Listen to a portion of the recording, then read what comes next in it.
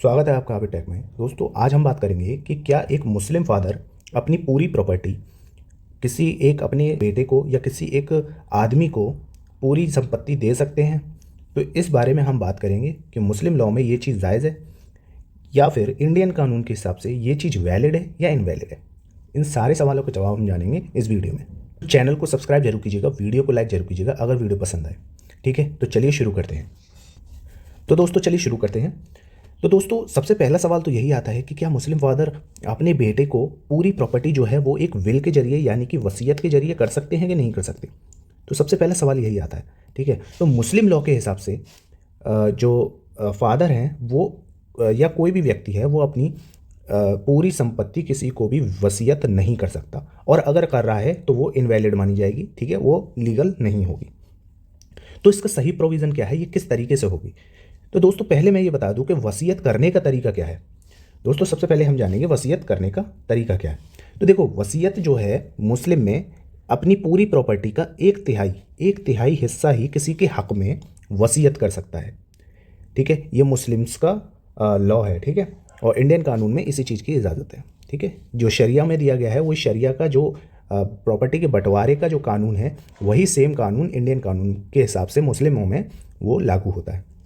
तो एक तिहाई हिस्सा जो है वो मुस्लिम जो है जिनके नाम पे प्रॉपर्टी है वो किसी के भी हक में वसीयत कर सकते हैं।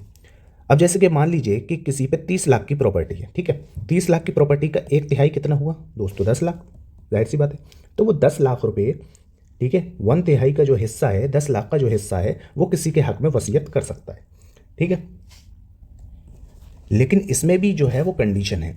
इसमें कंडीशन क्या है कि जो बाकी मेंबर्स हैं, ठीक है, मान लीजिए कि 3 बेटे किसी फादर के हैं और वो उसको एक बेटा बहुत पसंद आता है, बाकी जो 2 हैं, ठीक है, वो पसंद नहीं है, तो एक के हक में एक तिहाई उन्होंने जो है वो वसीयत कर दी। लेकिन जो 2 हैं, इन 2 की सहमति यानी कि कंसेंट बहुत ज़रूरी है। अगर इन्होंने कंसेंट नहीं दी तो फादर जो है वो अपनी एक तिहाई जो वसीयत है वो इसको नहीं कर सकते, यानी कि consent is the mandate. Okay, इस पे भी आता है। तो जनरली जो कोर्ट में केसेस जाते हैं वो इसी चीज़ पे जाते हैं कि मैंने कंसेंट नहीं दी, लेकिन क्या करते हैं कि उस पर साइन बना लेते हैं। ठीक है, कि भाई इसने जो है कंसेंट दी हुई है, इनके साइन है, या एफिडेविट दिखा देते हैं उनके नाम का फर्जी बना के।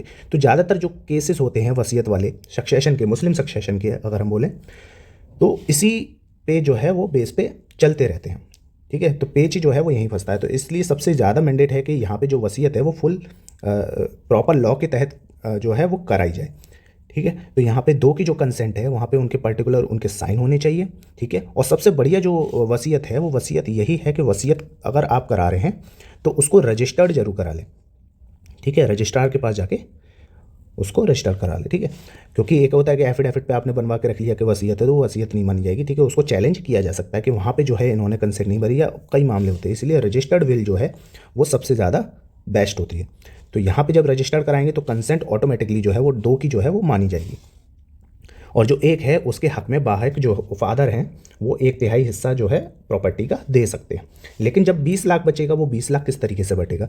तो अगर प्रॉपर्टी के बंटवारे को लेकर आपको वीडियो देखनी है कि मुस्लिमों में किस तरीके से फैमिली में प्रॉपर्टी के बंटवारे होते हैं, तो चैनल पर इसी के रिलेटेड वीडियो पड़ी हुई है, आप जाकर वहाँ पर देख सकते हैं।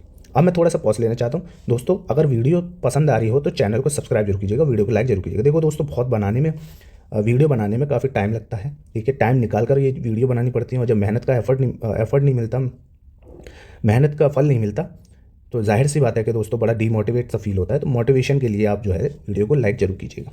ठीक है, चलिए आगे बढ़ते हैं। तो अब क्या वो कंडीशन है कि जिसके तहत जो है मैं किसी पर्टिकुलर बेटे के नाम पूरी प्रॉपर्टी बाहक उसको कर दूं, तो ये क्या तरीका है। तो देखो, सबसे पावरफुल टूल जो होता है, मैं इसको, तो यहाँ पे मुस्लिम्स में किस तरीके से मान लो 3 बेटे हैं। ठीक है, एक के नाम मुझे करनी है। ठीक है, एक के नाम मुझे अपनी पूरी प्रॉपर्टी करनी है, तो मैं क्या करूँगा।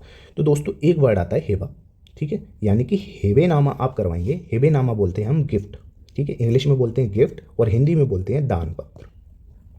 ठीक है, तो गिफ्ट डीड यानी कि हेबेनामा के तहत मैं अपनी पूरी प्रॉपर्टी जो है वो एक किसी पर्टिकुलर आदमी को दे सकता हूँ। तो ये एक बहुत पावरफुल टूल माना जाता है। तो इसके लिए कंडीशन क्या होती है कि आप हेबे कैसे कर सकते हैं और एक वैलिड हेबे किस तरीके से मानी जाएगी। तो वैलिड हेबे के लिए दोस्तों जो हेबे कर रहा है, जिसके हक में कर रहा है, ठीक है, जो हेबे कर रहा है उसका जिंदा होना ज़रूरी है। ये नहीं है कि उसके मरने के बाद हेबे बनवा ली कि भाई वो कह ही गए थे तो हमने बनवा ली, तो ऐसे नहीं, जिंदा होके ही हेबे बनवाएगा, ठीक है। और ये पर्सन जो है वो साउंड माइंड होना चाहिए। साउंड माइंड बोले तो पागल नहीं होना चाहिए, ठीक है, यानी कि पागल हो या दिमागी तौर पर कोई कमज़ोरी हो तो वो चीज़ नहीं होनी चाहिए। और तीसरा अपनी इच्छा से, ठीक है, वो दान कर रहा हो। तो ये तीनों कंडीशन जो है वो उस हिबेनामा में लिखी होनी चाहिए, तो एक पावरफुल हिबे बनेगी आपकी।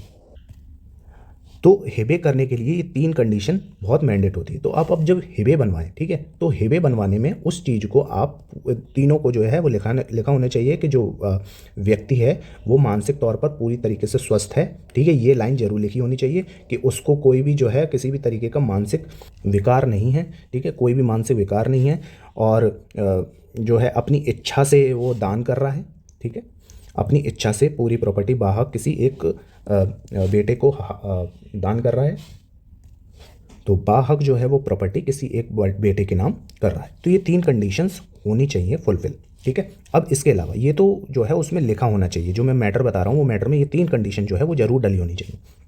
इसके बाद जो आपकी गिफ्ट है, गिफ्ट डीड है, यानी कि हिबेनामा, उसको रजिस्टर्ड जरूर करवाइए, ठीक है, उस पर स्टैम्प ड्यूटी देकर उसको रजिस्टर्ड जरूर करवाइए। कोई एफिडेविट पे गिफ्ट मत बनवाइएगा, वो इनवैलिड ही होती है, ठीक है।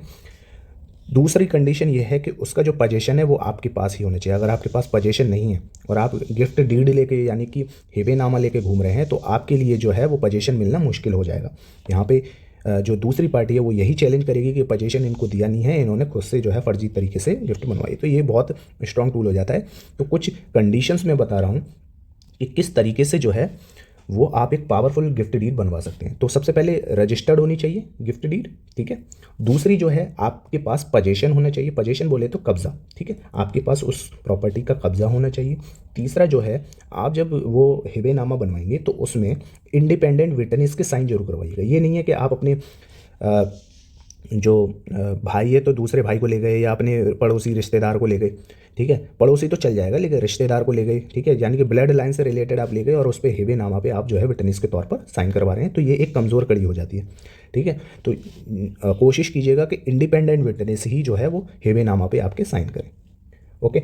और जो चौथी कंडीशन है वो है कि आप जो है रेवेन्यू रिकॉर्ड जो है जब अपडेट होते हैं, तो जैसे हिबेनामा आपका बना तो वो रेवेन्यू रिकॉर्ड में आपका नाम चढ़ जाना चाहिए ऑनलाइन, जैसे कि खसरा खतौनी है, ठीक है, दाखिल खारिज है, तो इनमें आपका नाम चढ़ जाना चाहिए। जब ये चीज़ें आपकी हो जाती हैं तो वो बनती है एक पावरफुल गिफ्ट डीड, जिसको फिर चैलेंज करना बहुत ही मुश्किल हो जाता है, ठीक है। तो यहाँ पे इस तरीके से कोई भी मुस्लिम फादर है वो किसी को भी अपनी प्रॉपर्टी गिफ्ट कर सकते हैं पूरी, ठीक है। और वहीं अगर वसीयत की बात करें तो वसीयत से कभी भी मुस्लिम्स में पूरी प्रॉपर्टी जो है वो एक के बाहक में नहीं की जाती। मुस्लिम्स में वसीयत का एक ही फॉर्मूला है कि 1/3 जो है वो वसीयत कर सकता है, और वो वसीयत तभी कर सकता है जब बाकियों की रजामंदी हो, ठीक है। तो इस तरीके से ये पूरी वीडियो बनाई है। तो अब आपको जैसी भी लगी है ये वीडियो तो दोस्तों इस वीडियो को, चैनल को सब्सक्राइब जरूर कीजिएगा, वीडियो को लाइक जरूर कीजिएगा। बहुत मेहनत लगती है दोस्तों, थोड़ा सा आप मोटिवेट करेंगे तो और वीडियो इस तरीके से ला सकता हूँ, ठीक है। तो चलिए चलता हूँ, दुआओं में याद रखना, और अगर मेरा जिक्र करना है तो सब्सक्राइब जरूर करना। कीप वॉचिंग, कीप लविंग, मिलते हैं अगली वीडियो में, तब तक के लिए सायोनारा एंड बाय।